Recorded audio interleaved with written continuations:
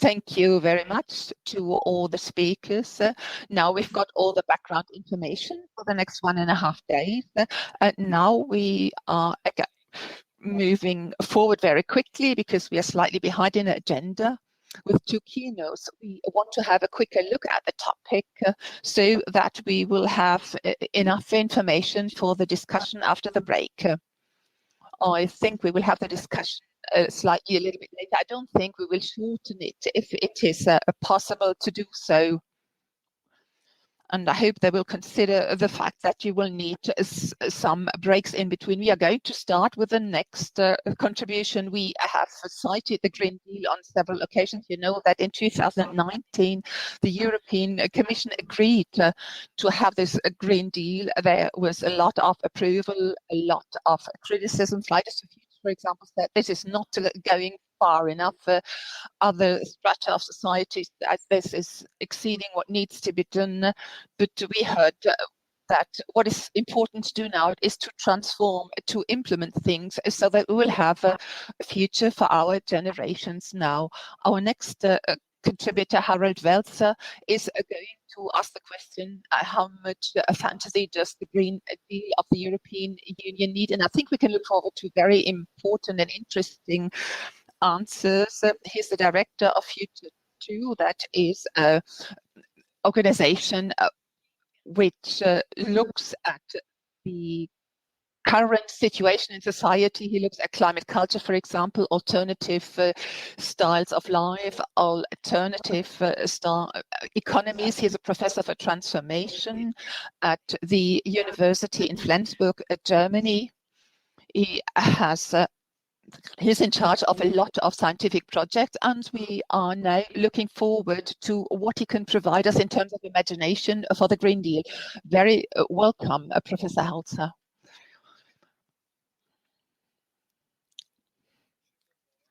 Good morning, everybody. I'm very pleased to be here. I'm very happy to see that everybody is happy about 30 years of the Climate Alliance and its successful work. My congratulations. Sometimes usually people invite me as a spoil sport to such kind of events. So I'm going to start with some short comments which may slightly dampen your exhilaration, at least on a temporary basis, but I'm going to end up on a positive note nevertheless. Let's now start with something which we heard in all the contributions and which is very strong in Mr. van der Vellen's contribution, climate crisis. That is the wrong term to use. We don't have a crisis, but we do have a changed situation which is not going to simply disappear. When you look at the term of crisis, this always suggests something specific because it comes from medicine. It means that it is a system which has arrived in a situation which is a crisis, and after successfully treating this crisis, we will be able to come back to the initial stage. This is what a crisis means, but this is not the case when it comes to the climate, and Mr. Welzer just showed very impressively what the situation is that we are in these days. This is why it's not the right term to use. We have achieved a certain condition, and this is a condition that will not disappear again. And the destruction which has occurred in some parts of Germany and now requires 30-40 billion to restore the worst effects of the devastation is going to repeat itself. Will we then, when we have another event like that, 30 or 40 million that we have to put into the economy, or even more? And these are things that we have to clearly understand. And I also think that warning is not the right term to use, because what happened in Ahrweiler in Germany and in other cities in Germany, it's not a warning. It is simply a condition that people warned is going to happen years ago, when we started talking about climate change, about the heating of the temperature of the earth. We didn't know what it was. So I think we have to simply look at the condition that we are in at the moment in a different way. And as a social pedagogue, I can now explain why things terms like crisis and warning and 5 to 12 are terms that we like to use because it suggests that this is something that can be overcome. Things can be remodeled so that we achieve the original condition again. And if we do so, we can avert the disaster. But that is not true. And now I'm going to come up with some statements which have just they just occurred to me.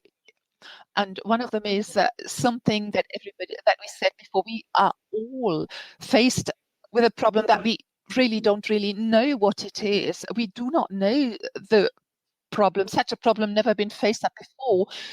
It is not part of our political theories. It is not part of social policies, and no theoretical concept deals with it. Why?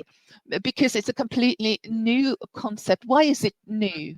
Simply because the central political challenges, the central field of action of the 19th century was completely different in the 19th and 20th century from our century. We can look at the museum of the Industrial Museum in Steyr, where you learn a lot about what happened there, because in the 19th and 20th century, there were mostly societal questions that need to be challenge that need to be overcome. People were fighting for their rights, for industrial rights.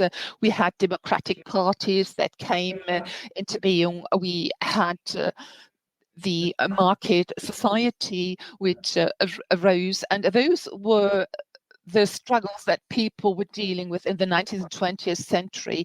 And there were many different solutions. Fascism, for example, was one such a possible solution, which of course completely frustrated. And then other systems, like for example communist systems, were also approaches to solve the questions, societal questions that people were facing up to in those days.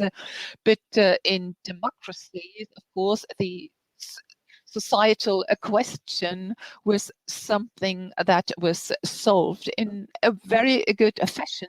And that means that we were confronted with policies over the next 200 years. Of course, that is just I'm just giving you some broad outlines, where people were dealing with people, where people were negotiating with people, where people were fighting people, where people were discussing with people, where groups are discussed with other groups. Now, if we now look at the problem with the climate system and with biodiversity, with the problem of the shrinking biodiversity, that we do not have another partner who is a member of the human group, but we are dealing with natural conditions, and these conditions show us that we cannot simply continue as we have done in the past.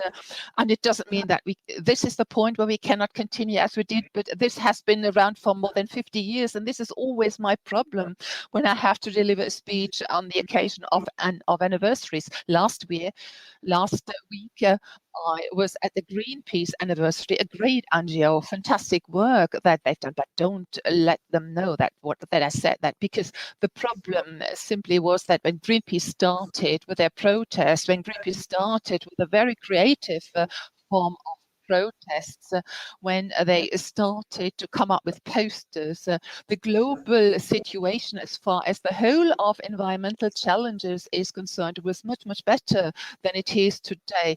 Nevertheless, despite of the fact that we have had Greenpeace for 50 years, the situation today is much worse than 50 years ago when they started their work. And the Climate Alliance, yes, it's a great thing. People give us our figures. 1,800 municipalities are involved in this network. And I think it is right to try to work with indigenous groups. That's a great thing to do. And when you look at the success that has been achieved, that means that has been 30 years of successful work. But nevertheless, we have to say, despite the fact that we've had Greenpeace, despite the fact that we have the Climate Alliance, the situation today is much, much worse than in 1991 or in 1971. And there has been a move that we are stepping on a train which keeps moving and keeps accelerating its speed, and we are all the good people, if you want to. And when we celebrated the anniversary of Greenpeace, you have the good people, and the good people are moving forward in the train in the in the counter direction of the train. And Mr. Leitner, excuse me, but if I hear your comment about we have to be in the forefront, excuse me, Mr. Leitner, I'm not sure that being in the forefront is enough. And now I'm coming to speak about the green fantasy. I think we simply have to think in a different fashion about these topics. Everything that was said was absolutely correct. We do not have a problem with awareness raising. We have a problem with actions. We don't have not enough data. We have not enough measures. I agree with all of this. But of course, there's this temptation, a huge temptation, that we simply stick to the existing system and that we stick to the existing train of thoughts. And that means being in the forefront, competition, to be at the head of everything. As far as growth is concerned, we have to be in the forefront to preserve wealth. All these things are not the targets of green fantasy, but this is more or less the thoughts and the action of the last 200 years. And this is so great for us to keep thinking along the same terms, because what in the end has been achieved in the way of society and economy has been the largest success as far as the individual way of life is concerned, as far as individual freedom is concerned. People have never had such a good life as they have today. For example, everybody here in Wales, they are in a much better situation than Ludwig XIV, and this is really the merit of a capitalist growth society. But if, on the other hand, we have to deal with topics like climate change, or the loss of biodiversity, or other biological phenomena, which make it very difficult for us to live, especially those of us who are directly concerned with this and may lose their lives, then these are phenomena which are finite, but we are living in a societal and economic model, and I'm looking forward to the next contribution about that, a model which does not think in terms of finite nature. This is why to be in the forefront of everything, competition, to conquer other economies, to be better than everybody else. These are all concepts which are cross-border concepts, and but we do have finite phenomena. If we have, for example, not enough sand, we do have not enough sand. That is finite, and we do have lack of resources, lack of things.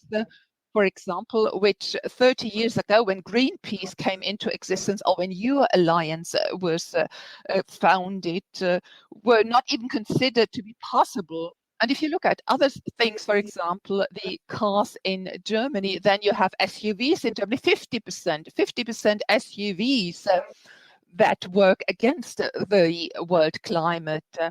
And when you look at the cars that people are driving, they are much more powerful cars, much more powerful than 30 years ago.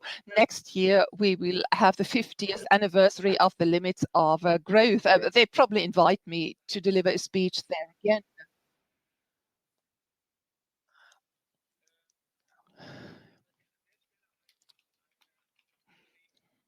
Maybe we can make a U-turn. When Dennis Meadows and his colleagues published their report 50 years ago about the situation, the report was not an alarmist report, and nobody knows this anymore because everybody thinks that it was a wake-up call, and most of them know the title of the report, and nobody read it, The Limits of Growth.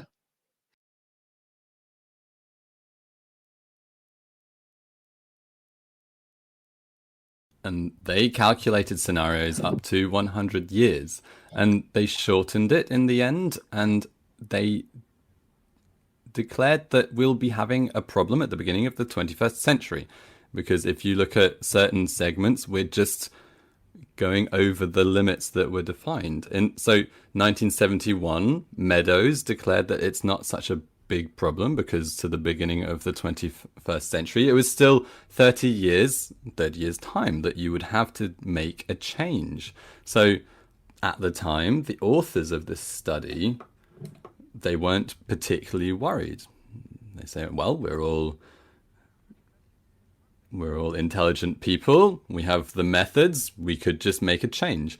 And the problem is that this U-turn never happened. If we had made a change, cars might have been much smaller, or maybe might have disappeared entirely, and we would have had a public transportation system that would have been much more helpful. We'd have a life cycle management of products that would be much longer, for example. So, but instead we just had an acceleration of this development, and we are all in this a trap of our own success, because we can't imagine how, apart from the conventional economical ideas, we don't know how we can cohabit on this planet, and how we can be wealthy, and how we can organize in a different way. And so that's why I would say that the specific task that you have, that I have, that all citizens have, when you think about having and living in a modern society, the task is a lot more than only, and obviously it's quite a large task, it's not only reducing CO2 emissions. It's very important, I don't have to tell you that, but it's not enough. It's just not possible. So we'll go back to the metaphor of the train that's coming in the other direction. If at the same time we're doing everything politically that we're looking at maybe some 3% economic growth per year, or whatever it is, then that just means more consumerism by 3% every year. So every 3% growth means 3% more resources, more metabolism, more production. You need more energy. Every year, you need 3% more. And the infrastructure, and looking at that area in North Rhine-Westphalia and the Palatinate of the Rhine, that's all been destroyed now, and you need infrastructure to sustain this. And obviously, if we think about some 30 billion that has to be spent to recreate that, that will create an industrial boom, in a sense. And that's just that sort of economic metabolism that's being kicked on. And if you look at the last 30 years, it's our collective task, it's our social collective task to look at how we live, to have another look at how we could reinvent ourselves, and we can think about these goals that we know about, that we have. We know that we can't achieve them with what we're doing. We can see that the damages, the catastrophes, they're not just simple warnings, they're quite real. And so we have to look at how fighting against these phenomena is not going to be possible without reducing our wealth. So at the same time, we need to be able to fight climate change. It's something that we can all agree on, and connected to that modus operandi, there is a suggestion in the population that they can just continue as they were. It seems that technicians and engineers, they'll just find a solution. Bingo, that we don't have to think about changing our own habits. It's quite stupid, because the chances that we have to change, to evolve and to develop, especially in modern societies, we're losing them. Wels is a good example for this, because we are capable, a lot of other cities as well. We could have better cities. We could have different types of habitation that are less intense in their resource consumption, that might have a lot of very different perspectives on how different generations can live together, how we can work and live.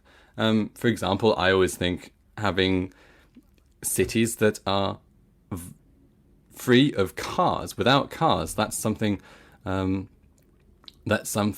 our green fantasy, the fantasies that we have in a green sense, that's something that we can't limit ourselves to. We all want to think about that life can be different from what our wealthy situation might make possible. So if we look at social justice, for example, we have an opportunity to reinvent the world we live in, especially like Fridays for Future, the initiative started. Social justice is not just a buzzword for them, but that's something that has to become radically different from just what we have at the moment. We have to be active in a different way when it comes to economics. We need economists to help us. There is not a lot. There is extremely little that is coming in terms of input from economists. When the pandemic hit us, the pandemic that we've been living with for some 18 months, zero was inputted by economists. And when the first wave was over, they were able to calculate the economic values and numbers to the last decimal. But we need to know how we can be economically active in order to prevent catastrophes like that. Or if we put it differently, ecology and economy are sisters. No, they are not sisters or siblings. They are not connected. We have a primary economy, and we think that everything else has to come after the economy. We have to think about how we can partner with natural stakeholders. We are in an emergency situation and we need a change. But maybe I can say something positive nonetheless. Human history is full of desperate situations. Obviously, I won't mention all of them, but there's a lot of them. If you think about 1945, there's a continent in disarray with millions of deaths, with refugees, with completely destroyed infrastructure, with a completely destroyed self-history, where a lot of collectives were looking at their entire failure, the biggest crimes committed in human history. That is an absolutely disastrous situation. But funnily enough, not less than 100 years later, less than 3 generations afterwards, from the Empire of Evil, there is a modern democracy was created, or if we can include Austria, 2 modern democracies with a very high education level and so on. So this level of disarray and panic is something that you can leave, but you have to look reality in the face. And if you look at sustainability, and if you look at sustainable concepts and living situations, that you mustn't understand it as a limitation that you have to take on because of annoying climate change. It's something that we want to do because that will improve our lives. And maybe 2 things. The room that we're in at the moment is a symbol of sustainability. It's not just a silly building that will be paid off in a couple of years. It's something that will be in existence for generations and that people can meet in this building. It's sustainability that it's not something that we have to reinvent. Annette Kierner is a historian. I recommend her latest book to you because she puts it quite nicely how sustainability in a practical sense, we're forgetting about certain parts of sustainability. If you look at the idea, the concept of waste. It's a new concept of the 20th century. And before the 20th century, people didn't throw things away. They just reused things. And people used to collect waste, in inverted commas, because the practical behavior was to just reuse everything. And that was a highly sustainable profession. No one would even think about throwing things away. No one would have even dreamed of a permanent increase in economic activity. No, it's more about improving our way of living together. So it's a task that we are facing that is not solvable if you think about you only want to get back to the status quo. It's solvable because we are intelligent enough to live with climate change. The thing that you have to achieve is that any increase in emissions is something to avoid. Every 10th of a degree is something very noticeable, but the task is not just a technical challenge. We really need to mobilize what I call social intelligence when we talk about having fun in reinventing ourselves, reinventing the way we live together. Thank you very much.